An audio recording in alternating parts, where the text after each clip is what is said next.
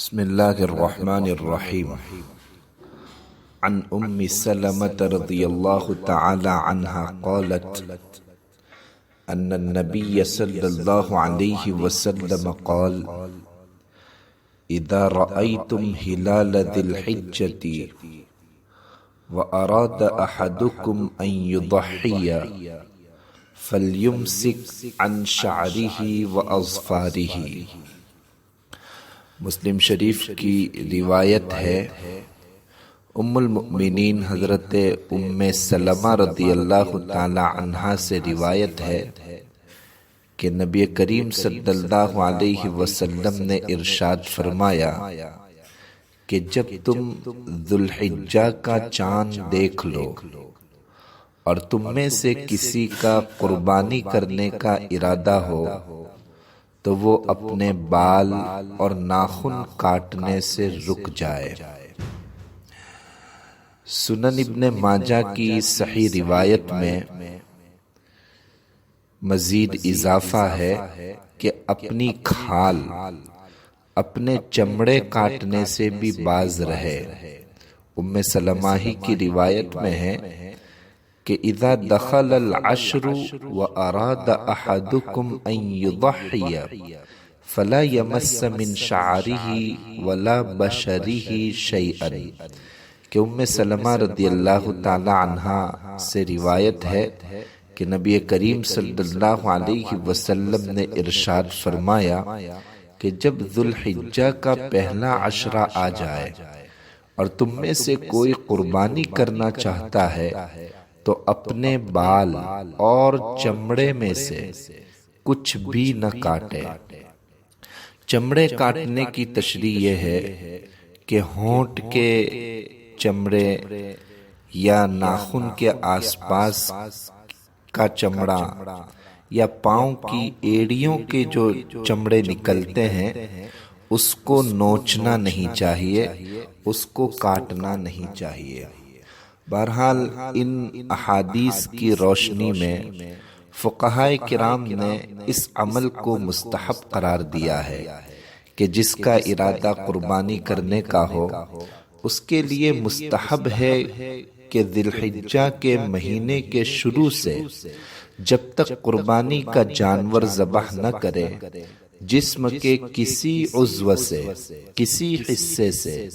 بال اور ناخن صاف نہ کرے، نیز بلا ضرورت کھال، چمڑا اپنے جسم کا اس کو بھی نہ کاٹے۔ اور یہ استحباب صرف ان لوگوں کے لیے ہے جن کا ارادہ قربانی کرنے کا ہو۔ البتہ بعض اکابر فرماتے ہیں کہ قربانی نہ کرنے والے بھی قربانی کرنے والوں کی مشابہت اختیار کر کے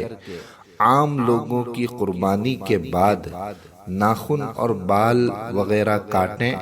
تو اللہ سے امید ہے کہ وہ بھی ثواب سے محروم نہیں ہوں گے۔ اس میں یہ ملحوظ رہے کہ اگر زیر ناف کے نیچے کے بال اور ناخن کو 40 دن گزر گئے ہیں یا اس سے زیادہ ہو رہے ہوں تو ایسی صورت میں ان کی صفائی کرنا ضروری ہے، ورنہ انسان گنہگار ہو سکتا ہے۔ بال اور ناخن صاف نہ کرنے کی علماء نے حکمت بھی بیان کی ہے، چنانچہ بعض علماء نے اس کی حکمت یہ ذکر کی ہے کہ اس کی ممانعت حجاج بیت اللہ کا حج کرنے والوں کے ساتھ مشابہت کے لیے ہے کہ ان کے لیے حج کے ایام میں بال اور ناخن وغیرہ کاٹنا منع ہوتا ہے، لہذا جو لوگ حج پر نہ جا سکے اور قربانی کر رہے ہوں تو وہ بھی حجاج کرام کی کچھ مشابہت اختیار کر لیں۔ تو امید ہے کہ اللہ تعالیٰ اپنی اس رحمت کا کچھ حصہ انہیں بھی عطا فرما دیں گے جو حجاج بیت اللہ پر نازل ہوتی ہے، اور انہی کے ضمن میں قربانی نہ کرنے والے بھی مشابہت اختیار کر لیں تو وہ بھی رحمت کے حقدار بن جائیں گے۔ یہ توجیہ ہمارے بعض اکابر علماء سے منقول ہے، خصوصاً جو بیت اللہ اور شعائر حج کا عاشقانہ ذوق رکھتے ہیں اور یہ توجیہ اپنی جگہ درست بھی ہے۔ محقق علماء اور شراح حدیث نے ایک اور حکمت بیان کی ہے اور فرمایا ہے کہ اگر انسان قربانی کا فلسفہ سمجھ لے،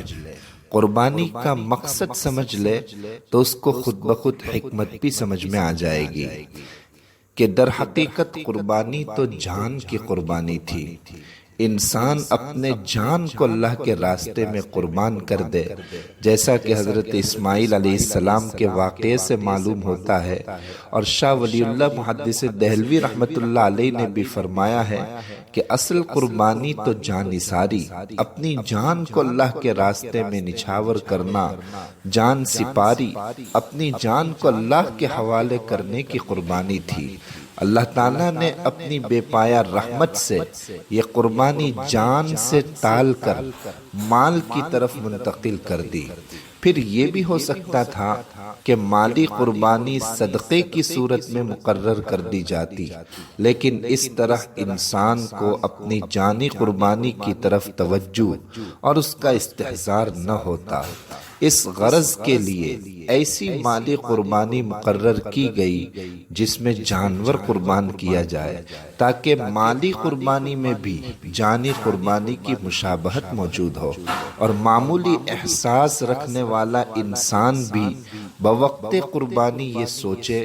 کہ اس بے زبان جانور کو میں کس لیے قربان کر رہا ہوں، اس کا خون کیوں بہا رہا ہوں۔ جب یہ احساس اس کے اندر پیدا ہوگا تو اسے استحضار ہوگا کہ در حقیقت یہ میرے نفس، میری ذات اور میری جان کی قربانی تھی، اللہ تعالیٰ نے اسے میرے مال کی صورت میں قبول کر لیا، یوں اسے مقصد اصلی بھی یاد رہے گا اور نفس کی قربانی کے لیے یہ محرک بھی ہوگا، اور اللہ تعالیٰ کے سامنے شکر گزاری کا جذبہ بھی بڑھے گا۔ اب جب کہ قربانی کا مقصد معلوم ہو گیا، مستحضر ہو گیا، تو گویا قربانی کرنے والے نے اپنے آپ کو گناہوں کی وجہ سے عذاب کا مستحق سمجھا کہ میں اس قابل ہوں کہ ہلاک ہو جاؤں اور میری جان خدا کے لیے قربان ہو جائے، لیکن شریعت نے جان کے فدیے میں جانور کی قربانی مقرر کر دی۔ یہ جانور انسان کی نیابت میں قربان ہو رہا ہے، تو قربانی کے جانور کا ہر جز قربانی کرنے والے کے جسم کے ہر جز اور ہر حصے کا بدلہ ہے۔ لہذا جس وقت جانور قربانی کے لیے خریدا جائے یا قربانی کے لیے خاص کیا جائے، اس وقت انسانی جسم جس حالت میں ہو، مختص کردہ جانور، مخصوص کیے ہوئے جانور اس انسانی جسم کے قائم مقام ہو جائے گا، اور جانور قربانی کے لیے خاص کرنے کے بعد جسم کا کوئی جز، بال، ناخن،